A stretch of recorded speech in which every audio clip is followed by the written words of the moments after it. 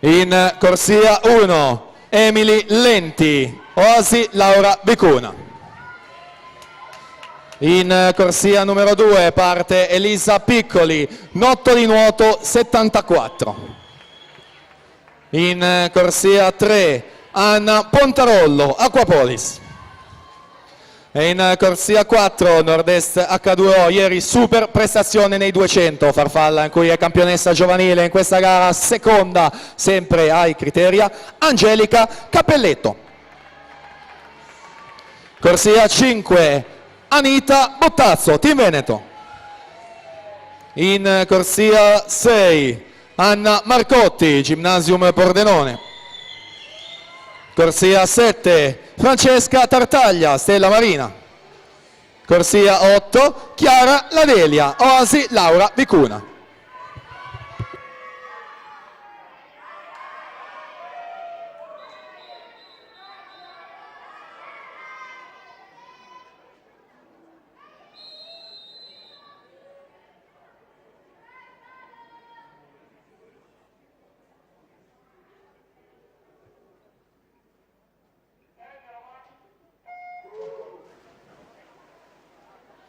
E allora Angelica Cappelletto in acqua alla 4, ieri gran bella prestazione nei 200, vediamo se ce ne regala un'altra in questa seconda giornata, sembrerebbe essere ben in forma la portacolori del Nord-Est H2O che già questa mattina nelle batterie ha aggiornato il record della manifestazione nuotando 1.02 e 39. Avversaria di tutto rispetto Anita Bottazzo al suo fianco in corsia numero 5, quantomeno ai 50 sono lì appaiate a 15 centesimi di distanza, Bottazzo 28,64 e Cappelletto 28,79 che in questa parte di gara sembrerebbe dare inizio alla sua progressione, essendo specialista della gara più lunga della farfalla. Anita Bottazzo che non molla e resiste per il Team Veneto. Occhio anche al cronometro per il record che è 1.02 e 39, la vittoria ad Anita Bottazzo,